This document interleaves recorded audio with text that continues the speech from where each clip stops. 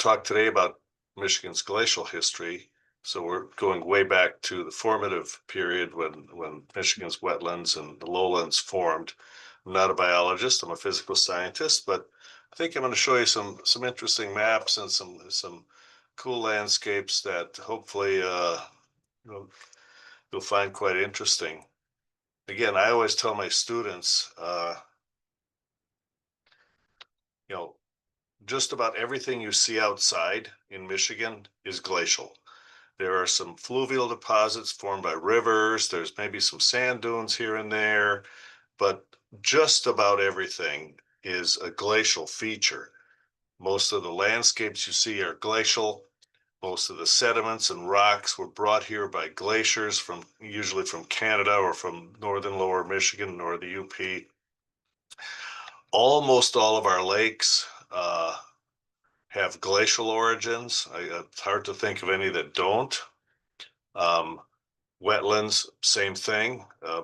Almost all of them have glacial origins, traced back to the glaciers. There are some wetlands and river valleys, but most of the wetlands are glacial. And again, some of the wetlands are biologically formed, like this Beaver Dam wetland here in Roscommon County. But even then, the valley here is a glacial valley. The hills you see out there, the ski slopes, everything is glacial. So that's where we should start, and that's where we will start. I want to give you an overview of where the wet sites are in Michigan. This is a map of Michigan's drainage index, which is an index we developed here at MSU that ranks all of the world's soils from 0 to 100. 0 would be bare bedrock, no soil. And then the soils get progressively wetter as the numbers go up. So here's a map of Michigan's wetness, if you will. The yellow and orange areas are the driest soils, and as you well imagine, most of our really dry, sandy soils are up here in northern lower Michigan. Can you guys see my cursor when I move it?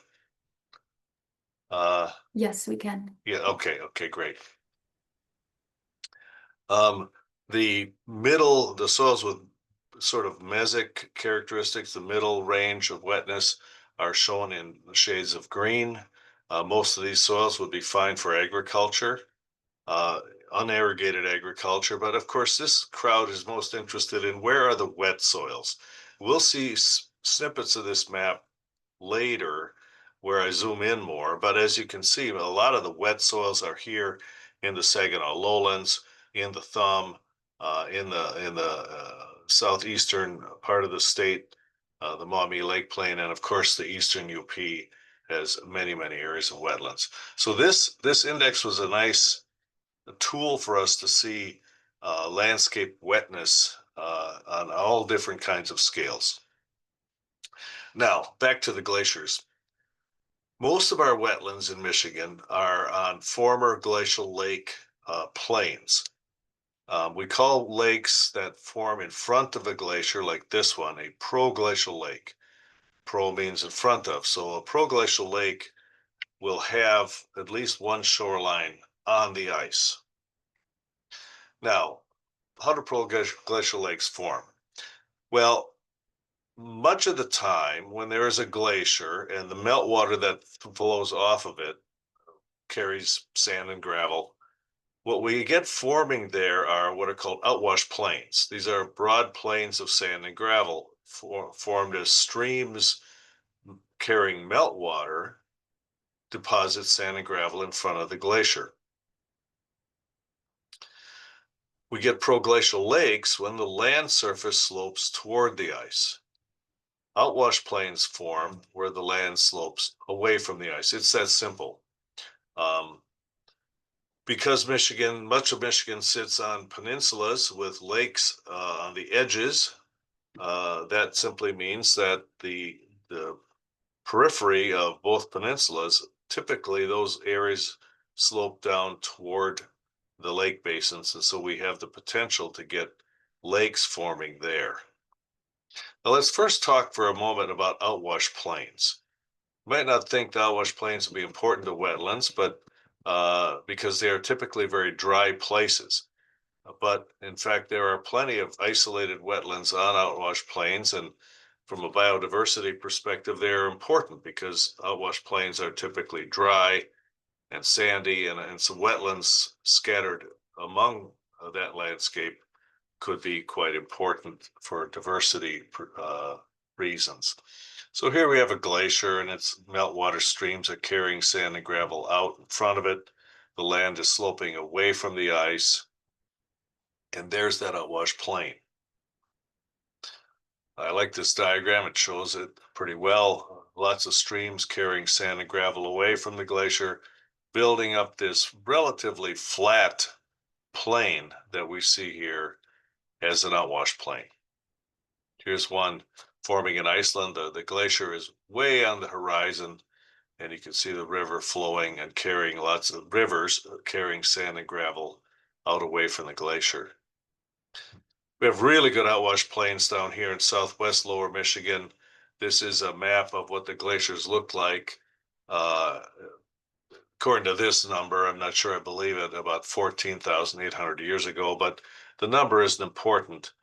This is what the glaciers look like. There's this box here, or reentrant here in Michigan, and all the land inside of this box slopes to the south. So all the rivers flow quite happily away from the ice margin. And so we get very, very extensive outwash plains in that area. So that would have been the glacial margin. Here's another one. So you can see that this whole area, Cass County, Kalamazoo County, St. Joseph County, Calhoun County, huge areas of outwash plains in this part of the landscape because all the rivers are flowing away from the ice and the land is sloping away from the ice. You go down there, you see flat, sandy plains. The irrigation rigs tell you it's sandy. Whenever you see an irrigation rig like this, you know it's dry, it's sandy. So those are outwash plains, and typically there isn't very much ice buried there. In other words, ice that could have got trapped and then buried by that meltwater and that sand. So here's what another outwash plain looks like. It's this flat landscape right here. That's the glacial moraine showing where the ice margin was. And again, outwash plains are flat, dry, and sandy. Not much to talk about there from a wetlands perspective, but again, we want to set the stage for this as we move in. So sometimes ice in these outwash plains gets buried. We don't want to talk necessarily about how that happens, but suffice it to say it does. And when that ice melts out, we get depressions called kettles. I suspect many of you know all about kettles. When there are a few of these kettles, we call it a pitted outwash plain. Here's again how this happens. Here's the glacier. Outwash is forming in front of the glacier. Some ice blocks get broken off and buried, stuck there, kind of buried in the outwash. And when they melt, we get either kettle lakes or kettles, dry kettles, depending on where the water table is. So here's some fresh outwash. Some kettles are forming here as the ice, there's some buried ice block down there is starting to melt. Another landscape where buried ice is melting and the sediments are collapsing into the void, forming these kettle lakes. Michigan has, tens of thousands certainly of kettle lakes. I always tell my students Michigan has 10,000 lakes, just like Minnesota. We just don't brag about it. We simply are more humble and let people enjoy them for the purity of it, pure Michigan, right? Kettle lakes, I always tell my students the way to spot a kettle lake is it's uneven margins. The ice blocks aren't always round like this one. They're typically more oddly shaped, right? Kettle lakes are often quite deep, like these up near West Branch. And again, the odd shapes, the very uh, irregular bathymetry is a dead giveaway for a kettle lake. Again, most of you are very familiar with kettle lakes. Typically, they are fringed, or they can be fringed by wetlands as lakes fill in with various types of vegetation. And so like, many of these fringing wetlands would have started out as just an open kettle lake and are now filling in with vegetation.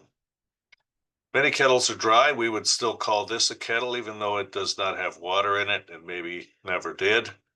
Um, any kind of a depression that we can identify as having formed from the melt out of an ice block, we would call that a kettle. So pitted outwash plains, again, here we are in that part of the landscape I showed you before down in St. Joseph County.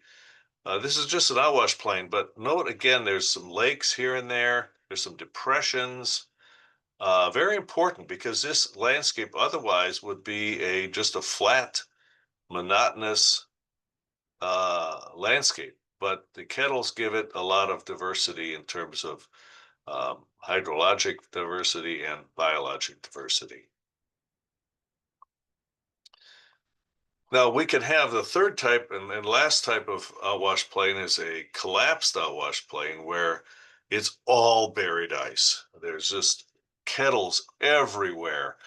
And you see these kind of landscapes quite commonly in Michigan. Here we are up in, oh no, we're down in Cass County. Again, you see that there isn't really any level space anywhere in here. This is an outwash plain with so many buried ice situations that hardly any of the original surface left. Again, right in here, this would be a collapsed outwash plain. Most of the landscape has collapsed down due to tremendous numbers of buried ice blocks. So here's up in Benzie County, excuse me, just getting over a cold. We have collapsed outwash plains over here where you can see lots and lots of kettles. In here, a pitted outwash plain where most of the surface is still present, but we do have kettles. And then over here, just a plain outwash plain with hardly any kettles at all. So lots of different examples of that all across Michigan. So we have wetlands and kettles, and we have wetlands on lake plains. Let's talk about lake plains. So let's talk briefly about the glacial history. The last glacier, Michigan's been glaciated many times in the last 2.5 million years. All we really know much about is the last glaciation because each glaciation destroys the sediments and the landforms of the past, of the last one. But this is how far the glaciers reached during the last glaciation at about 24,000 years ago. The ice was at its maximum extent. We call that ice the Laurentide ice sheet because a big chunk of it formed up in here in Canada in an area called Laurentia. And as the ice retreated back, we got a lot of proglacial lakes forming that I want to spend a little more time talking about. And where these lakes are, these lake plains are currently dry land in Michigan. These are often quite wet places. So again, just as a reminder, we get these kind of lakes forming where the land surface slopes back toward the ice. And these kind of lake plains that are left behind when the lake drains are pretty wet places. Okay, so let's look at an animation here. Well, it's not an animation, it's a bunch of slides. Here's the ice as it's beginning to retreat, and I'll gradually retreat it back through time. And what you notice is the ice is going to retreat back into central Canada, which is a quite low place. Hudson Bay is sea level. So you start to get these proglacial lakes forming here and here. You see there's one forming in the Lake Erie Basin, the Lake Michigan Basin. Here's one forming in the Dakotas. And so all these proglacial lakes will be backed up against the ice margin. This big one in Canada here, the largest proglacial lake on Earth, Glacial Lake Agassiz, is absolutely massive. And you can see there how big it really was. Lakes continue to pond up in front of the ice well into the late part of the glacial cycle. Excuse me, I'm sorry. As I tell my wife, I sound worse than I feel. Um, okay, and eventually the ice is gone. So lots of proglacial lakes as this ice is backing out. Proglacial lakes are a feature of ice retreat. Now, if you look at Michigan's current topography, we see the uplands here in Marquette and Baraga County. We see this big upland in northern lower Michigan. But you can imagine that there, and you don't have to imagine, I just told you, there are these lowland areas on the fringes of the state where we have the potential for water to have ponded as the ice retreated back into the lake basins. So in this interior area, in these interior areas, most of the wetlands here will be on kettles. But on the fringes of the state, most of our wetlands there, and including the eastern UP, will have been formed on former lake plains. So let's take a couple snapshots in more detail of the ice retreat. Here the ice is completely covering the state. The ice came down as a series of lobes. The Lake Michigan lobe comes down straight down the axis of Lake Michigan and carves out the lake. The Saginaw lobe does the same, it carves out Saginaw Bay and crosses over Lansing. This is the Huron-Erie lobe, which carved out Lake Huron and Lake Erie. And over here is the Green Bay lobe, responsible for Green Bay. Now, why did the ice have these distinct lobes?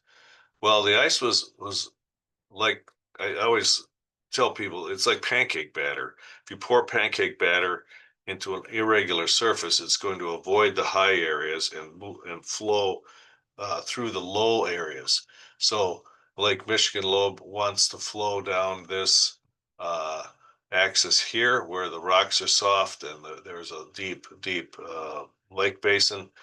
The Saginaw lobe actually forms as ice comes into this area and encounters very hard sandstone in the thumb and is forced to bifurcate and enter the middle of the state like this. And then the Erie lobe forms around this side. So you don't often see this map. This is a map of bedrock topography. The highest part of the state in terms of bedrock is down here in Hillsdale County. So the ice encounters bedrock and moves around these high areas, doesn't want to go into northern lower Michigan. It wants to go around the state. Now, the Saginaw lobe was the weakest of our lobes. It comes in to the central part of the state and leaves early. Now, why does it leave early? Here's a map showing a later point in time.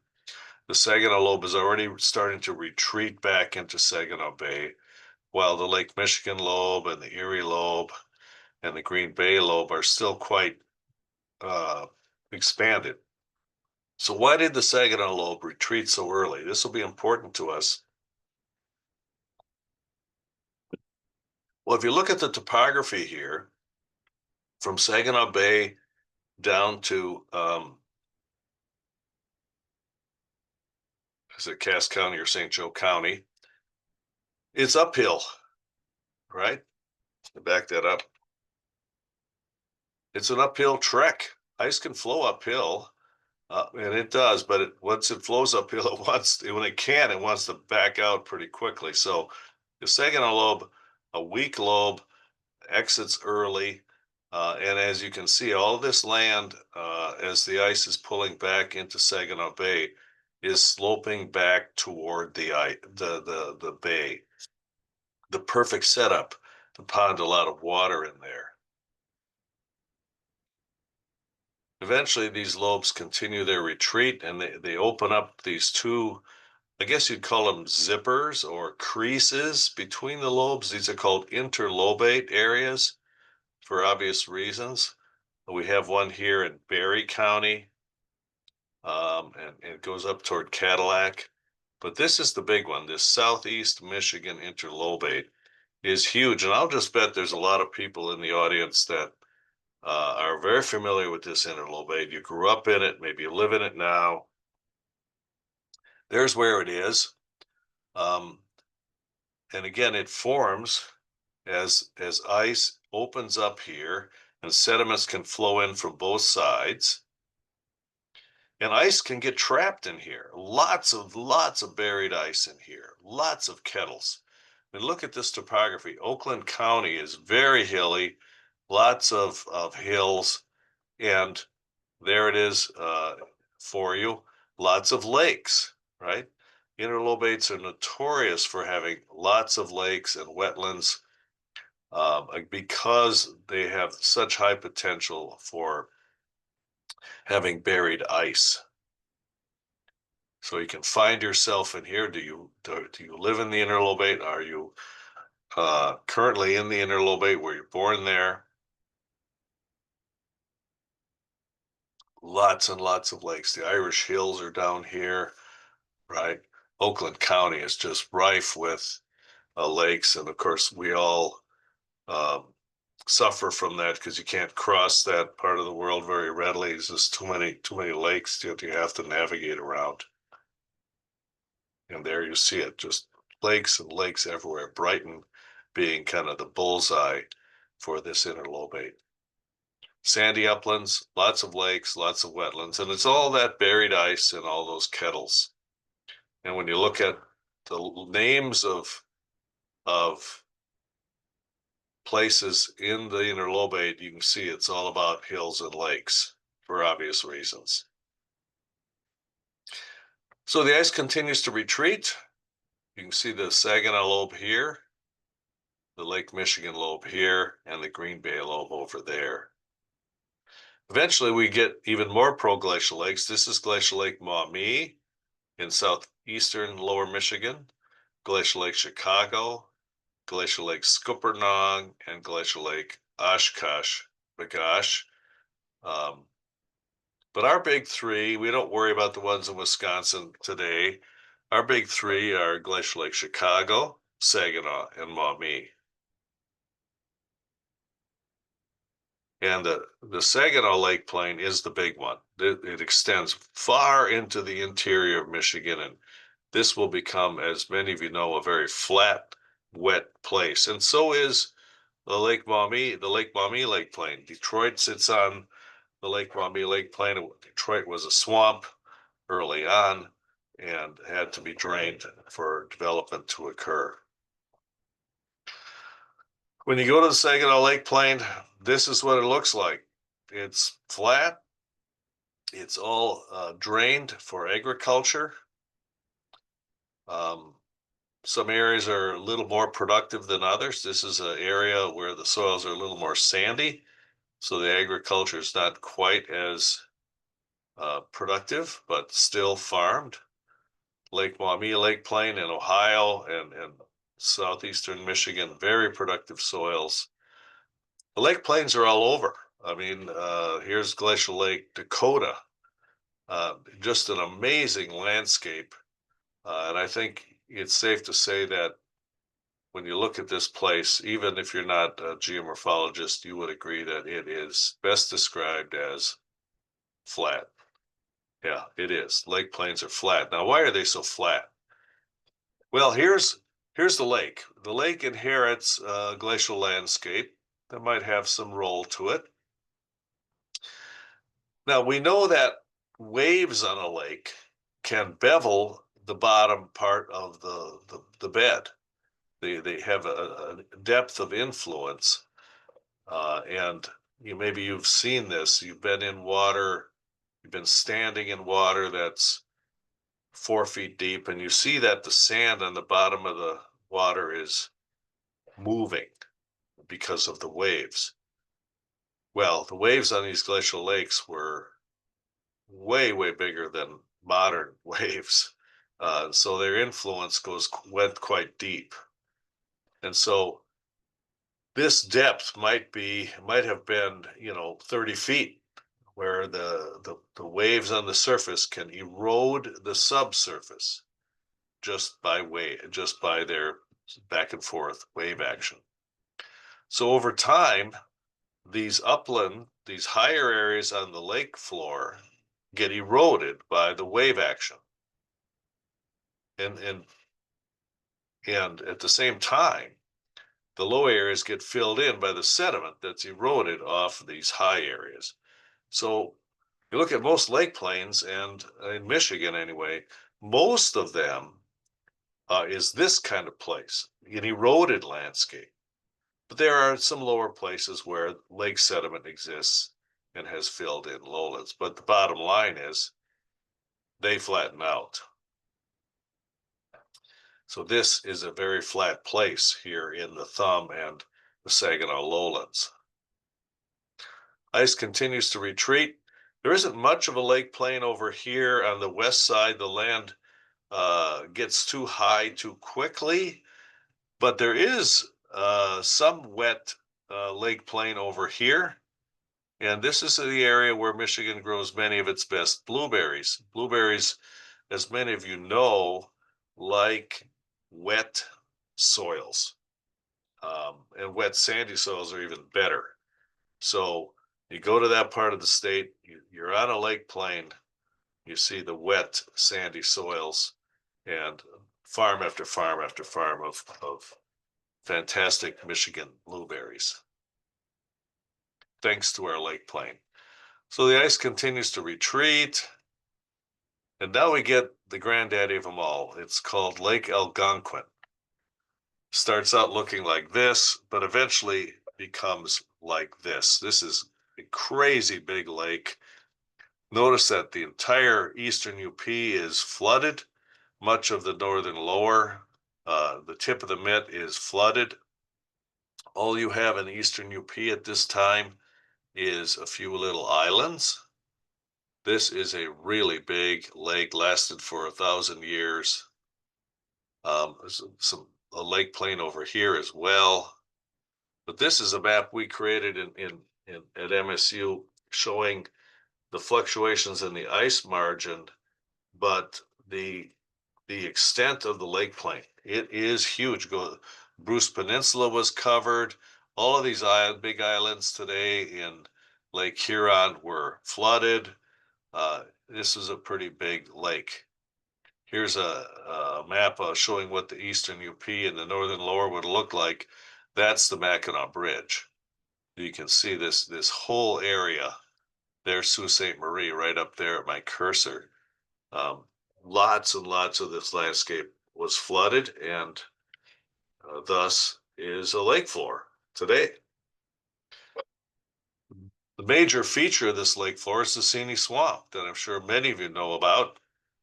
It's this flat area right in here, the floor of Glacial Lake Algonquin, named for the small town of Schaetzl here near the Schaetzl Wildlife Refuge. The Schaetzl Swamp place is quite wet, tremendously important for waterfowl. I think you all, and migrating waterfowl, I think you all know that. but lots of little sand dunes here and there. And when you go to many parts of the Sini Swamp, the dunes get quite large. You have to wonder how these dunes could have formed in such a wet place. Well, it wasn't always wet. And I'll get to that in just a few minutes. But the dunes provide important biodiversity here. They provide dry upland sites amidst a sea of wetland. So the Sini Swamp is over here. On the other end of Glacial Lake Algonquin in Michigan is the Chippewa County Clay Plains, a really interesting area. This is a map of soil textures. The yellows are the sandy soils. The purple are the clay soils. And boy, there's a lot of clay out there on this landscape. Now, we don't know why this area was so clay rich. We have some ideas, but I'm not able to, give you the details today. There's a lot of clay out there. And when you have good soils and flat landscapes, if you can drain it, you can farm it. And so what they do up here is they grow mostly hay. The reason they do that is hay crops, just regenerate year after year after year, and you don't have to get out there in the spring and plant. In the spring, this is a very wet place. This was a massive wetland at pre-settlement, during pre-settlement times. But hay is a great crop to grow here. Hay likes damp soils. It grows fast. It doesn't have to be planted. By the time it needs to be harvested in summer, the soils are dry enough that you can get out there and harvest them. So you see a lot of hay being produced on these plains. In fact, for years, the Queen of England, her horses were fed entirely with hay from the Chippewa Clay Plains. Not sure why, but apparently it is quite high quality hay. And if you look at a land use map, in most of the eastern UP is forested, except for these areas of agriculture here on these clay rich soils.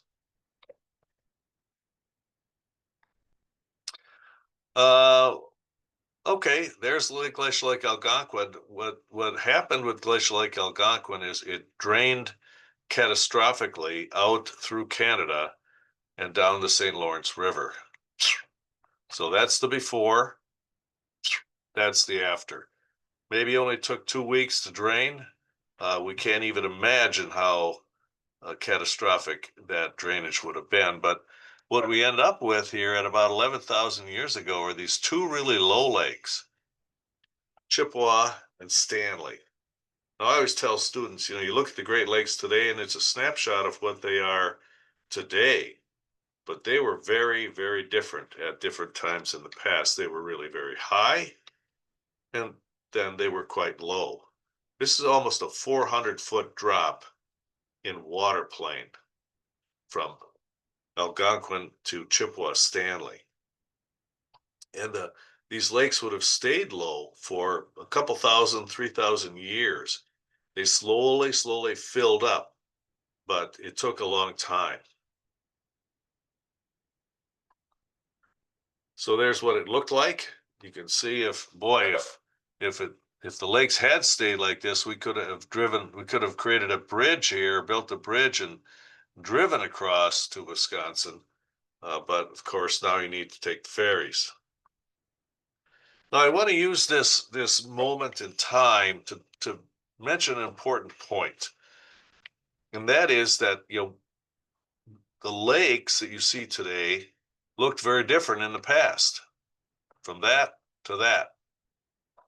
The same with the wetlands. What is a wetland today wasn't always a wetland. Let me take you to some work that we've done in the Houghton Lake Basin. Okay. This is Houghton Lake, Higgins Lake, right? You can see this is a big basin. And what I'm showing you here are in green and blue are the the wet soils. I think most of you understand that there's a lot of wetlands up near Houghton Lake, some extensive wetlands as well. Roscommon County, this county has a lot of wetlands today, but just because they had them today doesn't mean they've always had them. So what we've done is we've cored in 7 different lakes in this area. They show them all here. We core into the sediment to get a snapshot of the paleo-environmental history of these lakes. And boy, were we surprised. We expected to see sediment that showed a progression of from tundra vegetation to boreal forest to deciduous forest and so on. And we did not find that. This was a very eye-opening experience for us. What we found is this. Let me unpack this a bit for you. Let's look first at this black line. This is the level of Lake Michigan. Here's Glacial Lake Algonquin, the high level. Then it falls down to the Lake Chippewa, low level, and then lake levels come back. The same thing happens in Lake Huron. There's the high stand of Glacial Lake Algonquin, and then the low stand of Lake Chippewa with some punctuated bursts of high water. This happened because Glacial Lake Agassiz in Canada drained occasionally into the Great Lakes and caused these little peaks. In Lake Michigan, there's a forest down about, I don't know, 50 or 60 feet called the Olson Forest Bed that divers found many years ago growing in the bottom of Lake Michigan. So we know Lake Michigan and Lake Huron were at very low levels for a long time, from about 11,500 years ago till at least 8,500. Now look up here at the top. These are some lakes that we've worked at: Marl Lake and Pup Lake, O'Brien Lake in northern lower Michigan, and Silver Lake over by what is it? Over by Ludington. What we see is that this Pup Lake, the one we're going to focus on, was dry for thousands of years. So was Marl Lake. So was Silver Lake. Okay, so what it means is that these wetlands that we see in the Houghton Lake Basin today weren't always there. They dried up during the post-glacial period. Pup Lake, here's Pup Lake, just south of Houghton Lake, is 31 feet deep. The max depth is about right here. It was dry for thousands of years, completely dry. Higgins Lake, we cored in Higgins Lake, and in 8 meters of water, right over here, there's a bench, a flat bench. So you're down 8 meters of water, and then you go down another 2 or 3 meters into the sediment, and boom, there's a soil there, dated at 9,000 years ago. In other words, Higgins Lake was a puddle, a couple of little puddles, and soils were forming in the bottom of Higgins Lake at 9,000 years ago. And so you wonder, how did all those dunes form in the Seney Swamp? Well, at the same time, the Seney Swamp was bone dry for thousands of years. So what you see today is often just a snapshot of the last few thousand years, because this was dry land for quite a while. Let's look at some areas in more detail. Here's the Saginaw Lake Plain. You can see, again, this is the drainage index. You can see how this is a very wet place. I've what I've outlined for you here in the dashed line is the highest level of Glacial Lake Saginaw. And I don't think it's too hard to see that most of the wet soils are on the lake plain. Wet soils out of the lake plain would be in Kettle areas. The Seney Swamp. Boy, lots of wet soils up here. Vast, extensive areas of wetlands up here. Now, let me back up here. Sorry. So the Seney Swamp, we've often wondered why the Seney Swamp is so expansive. Okay, it is big. This whole area is a swamp. And the reason is it goes back to a concept called isostatic rebound. Now, isostatic rebound happens where the weight of the glacier depresses the crust of the earth. And then when the glacier melts back, the crust rebounds back. And this map shows isostatic rebound in meters since the glaciers left. So up here, the crust is now 500 meters higher than it was when the glacier sat there, because the glacier was so thick in this area. Down here at Mount Pleasant, no rebound. The glacier wasn't very thick there. And at Sault Ste. Marie, about 100 meters of rebound. That's a lot. So what you notice is that the rebound gets greater to the north. So the entire eastern UP is rebounding back, but the northern part is rebounding faster than the southern part. When you look at the rivers, most of this swamp drains out rivers to the north, the Tequabanon and Two Hearted and other rivers flowing north. So all of these rivers that drain this swamp, their mouths are getting higher than, and while their drainage basins in the back end are getting higher much slower. So as the mouths of these major rivers rise, the wetlands behind them are actually getting wetter. So again, let me just summarize. This whole area was dry when the Great Lakes were really low. The Great Lakes come up, this area becomes a wetland again, and now it's getting even wetter because of rebound. These rivers flowing north, their mouths are rising, and hence the water in this wetland is every year has a harder and harder time to get out. There's some really extensive wetlands over here between these drumlins. These drumlins are these features, these hills formed by glaciers as they slide along.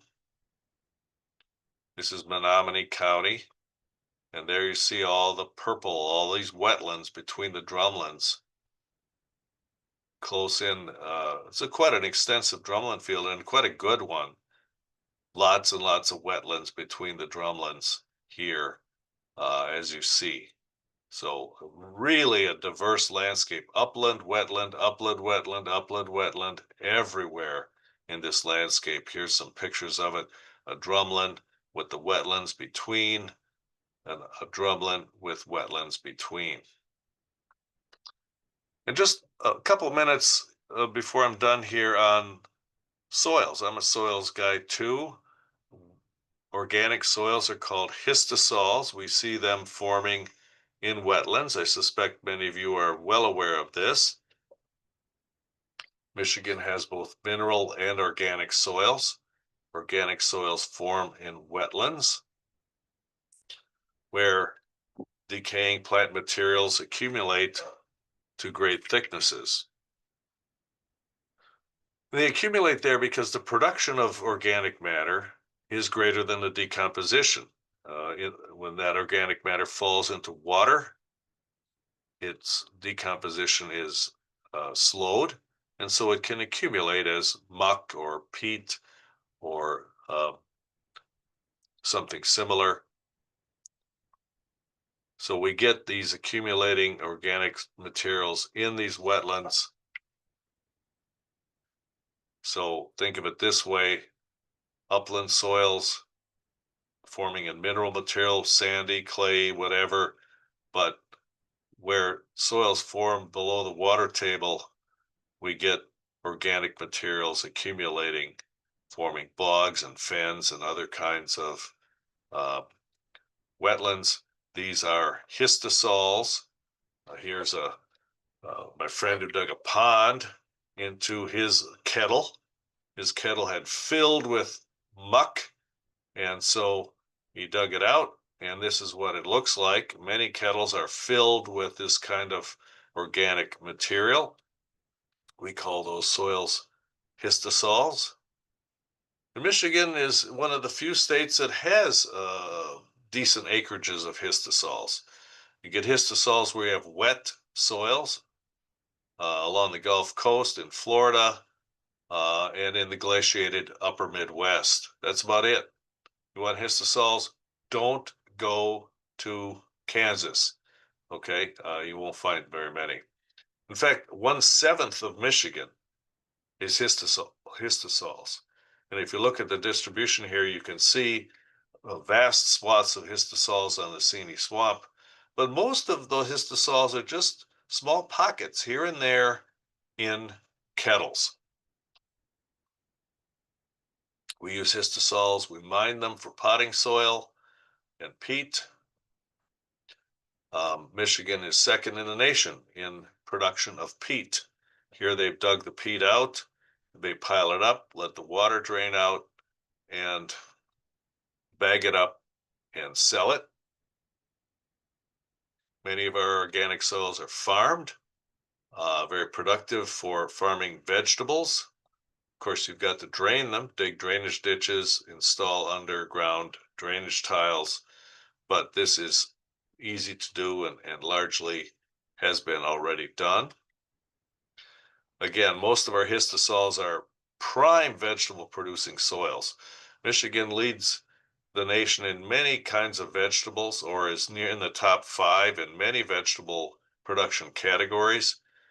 People usually don't know that because you don't see big farms, big fields of, in this case, lettuce, but they're out there, all sorts of vegetables produced on histosols, celery, radishes. They can get 5 crops of radishes a year on a farm of histosol soils.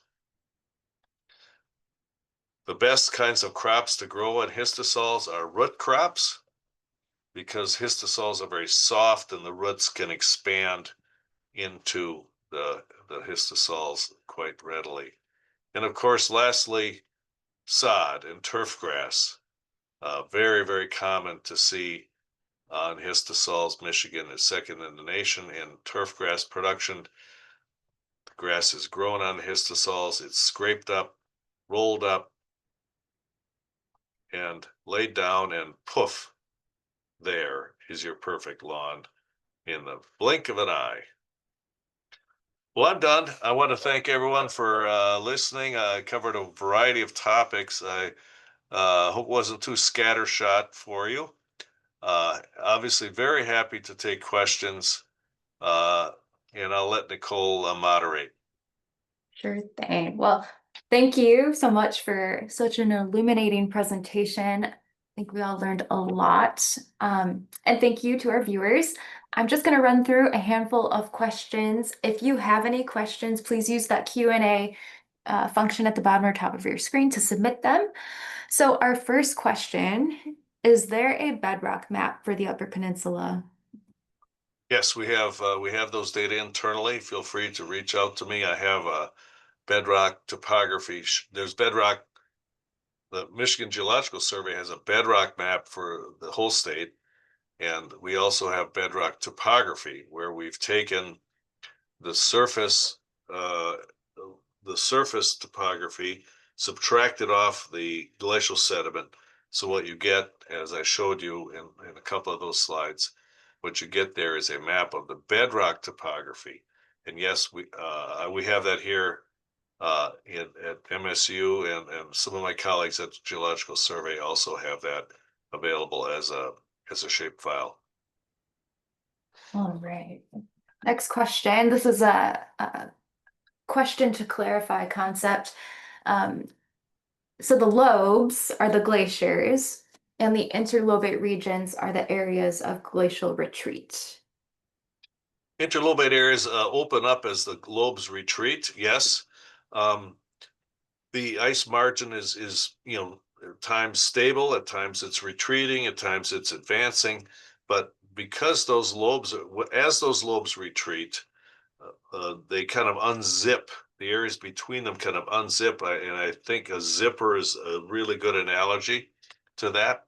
And as those interlobate areas unzip and open up, sediment washes in, and lots of potential to bury ice in those areas. Okay. Next question. Do you have any thoughts on how glaciation has affected the formation of vernal pools? Vernal pools are kind of small scale features, and as you see, I tend to work in larger scales at larger scales. Um, so again, vernal pools might be more often found on a flat landscape where you have very subtle depressions, like maybe a floodplain, but also perhaps on a lake plain. So again, I can't comment extensively on that because I tend to work at larger scales across counties or many counties rather than local scales. Right, next question. Could you explain the timing of the mid-continental rift related to Michigan's glaciation and how this impacts the wetland communities seen along the rift boundary? Hmm. I certainly could. I don't have a good slide to, maybe I can zoom back here to a slide where maybe I can point that out. So the mid-continent rift is up here in the western arm of Lake Superior. It would have formed billions of years ago. I want to say about 1 billion plus years ago.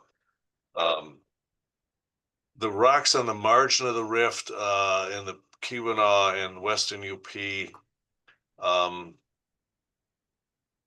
have been tremendously modified by glacial advances, mostly eroded. Um,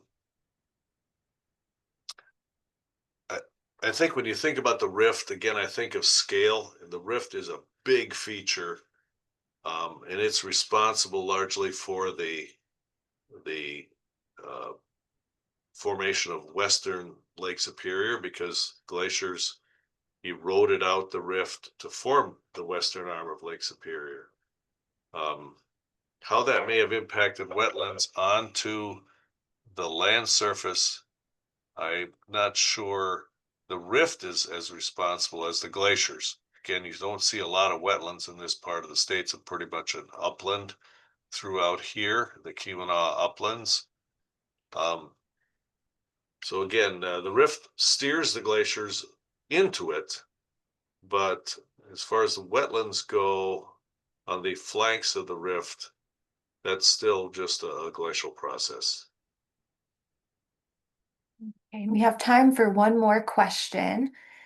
I think we understand now that isostatic rebound is happening at different rates or magnitudes between the upper and lower peninsulas, but this question is isostatic rebound happening at a constant rate in their respective areas, and is it still going on today?